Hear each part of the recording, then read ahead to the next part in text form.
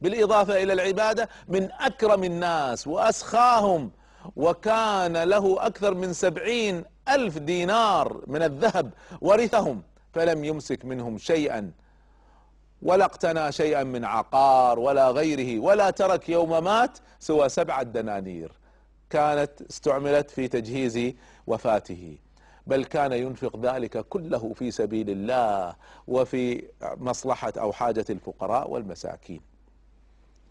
يقولون سمع، وكان دقيق جدا في حرصه على التقوى وعلى الصدق. يقول سمع يوما بائعا يبيع بصل، وهو يقول، تعرفون ما شاء الله اللبنان يعني ذوق وأدب ولطف، فيقول هذا البائع: يا بصل أحلى من العسل. فغضب الإمام الأوزاعي وقال: سبحان الله، أيظن هذا الرجل أن شيئا من الكذب يباح؟ يعني يجوز لي يكذب ان البصل يصير احلى من العسل عشان يمشي بضاعته؟ فكان يعتبر هذا كذب. فانظروا هذا وقيسوا باحوالنا اليوم. يقول الامام الواقدي: قال الاوزاعي: كنا قبل اليوم نضحك. سألوه: لماذا لا تضحك؟ قال: كنا نضحك ونلعب، اما وقد صرنا يقتدى بنا فلا نرى ان يسعنا ذلك، وينبغي ان نتحفظ.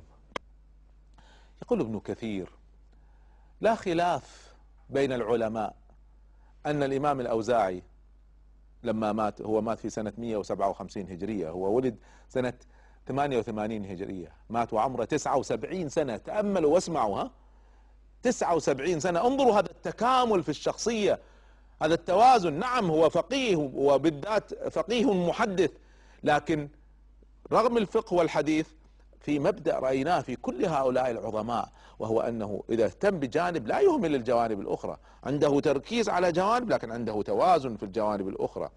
يقول عنه ابن كثير: لا خلاف أنه مات مرابطا في سبيل الله رحمه الله تعالى. أي حياة هذه، أي عبادة هذه!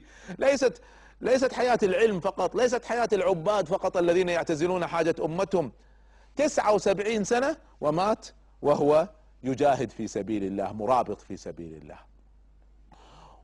أضف إلى هذا أنه ما كان فقط يحدث بالعلم ومعتزل الحياة ويترك الفساد يمشي في الأرض، بل كان مشهورا بالأمر بالمعروف والنهي عن المنكر. يقولون كان سيفا مسلطا على المنكر بكل أصناف المنكر وألوانه، وكانت له مواقف مع الظلمة الذين كانوا ربما نالوا من أصحاب النبي صلى الله عليه وسلم أو يعني آذوا أهل سنته. يقول ابن كثير: لما دخل الإمام الأوزاعي دمشق ناداه الأمير السفاح. تعرفون العباسيين قضوا على الأمويين وقتلوا فيهم قتلة شديدة جدا، وكان من بينهم بعض السفاحين اللي هم يعني كانوا أسرفوا في القتل، فكان واحد منهم والي دمشق.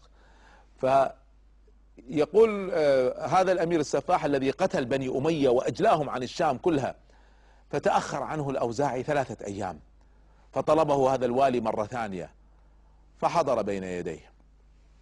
ابن كثير نفسه يروي القصة على لسان الأوزاعي، فيقول: دخلت على والي الشام وهو على سرير يعني مثل عرش، وفي يده خيزرانة، والمسودة يعني العبيد عن يمينه وشماله معهم السيوف مسلطة، والعمد الحديد بيدهم عصي من حديد يعني تضرب الواحد تقتله. يقول: فسلمت عليه. الأوزاعي سلم على الوالي فلم يرد السلام، ونكت بتلك الخيزرانة، يعني نكت يعني ضرب على الأرض، ثم قال: يا أوزاعي، ما ترى فيما صنعنا من إزالة أيدي أولئك الظلمة أجهادا أجهادا ورباطا هذا كان؟ هل تعتبر هذا إزالة بني أمية وإقامة دولة بني العباس جهاد ورباط؟ فقال: شوفوا الآن ما في مجاملة في الباطل. فقال الأوزاعي: قلت أيها الأمير، قال عمر بن الخطاب رضي الله عنه: إنما الأعمال بالنيات. شوف الرد العجيب. يقول: فنكت بالخيزران أشد مما كان ينكت، وجعل من حوله يقبضون على سيوفهم. قال: يا أوزاعي، ما تقول في دماء بني أمية؟ يعني حلال هذا اللي ذبحناهم؟ فقال: قال رسول الله صلى الله عليه وسلم: لا يحل دم امرئ مسلم إلا بإحدى ثلاث: النفس بالنفس، والثيب الزاني، والتارك لدينه المفارق للجماعة. فنكت يعني، ما يقول ما أبحت له إياها، شوف ما أباح له، هل فعلوا شيء من هذا يجوز، غير هذا لا يجوز. يقول بدر يضرب أشد، قال: ما تقول في أخذنا لأموالهم؟ فقال الأوزاعي: قلت: إن كانت في أيديهم حراما، إذا كانت في يد بني أمية حرام فهي حرام عليكم أيضا، وإن كانت لهم حلالا فلا تحل لكم إلا بطريق شرعي. يقول: وانتظرت رأسي أن تسقط بين يديه. خلاص يعني من يواجه الوالي بهذا؟ يقول: وضم الناس ثيابهم حتى لا تتلوث من دمي، وبعضهم رفع السيف.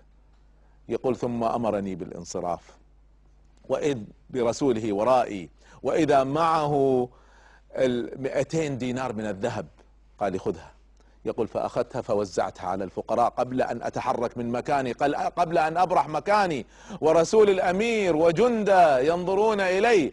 قال ابن كثير: هكذا كان الإمام الأوزاعي، وكان مع أبو جعفر المنصور أشد موعظة من ذلك. فكان شوفوا، هذا أيضا من جوانب العظمة، أن الإنسان إذا صار عظيم ما يخاف من أحد. إذا تيقن بعظمة الله في نفسه واستقر عنده أنه على الحق، هذا من جوانب الإبداع والعظمة، أنه ما يعود يخاف من أحد. قارنوا هذا بكثير من الناس اليوم الذين يسكتون عن الحق من أجل الدرهم والدينار. رحم الله الإمام الأوزاعي، جوانب العظمة فيه كثيرة، لكن هذا تعريف سريع ببعض هذه الجوانب لعلنا نقتدي به ونسير على هدى. مزيد من الشخصيات العظيمة في لقائنا القادم مع المبدعين. استودعكم الله، والسلام عليكم ورحمة الله وبركاته. ورحلتم يا أيها العظماء، يا أنهرا فاضت هدى وسماء، مرت سنون بل قرون سادتي، والسيرة استعصت على الإفناء. يا مبدعون وأنتم الأنوار في باج الليالي للظماء رواء. ما زال فينا ذكركم يروي لنا آثاركم ويعطر الأجواء. ما زال فينا ذكر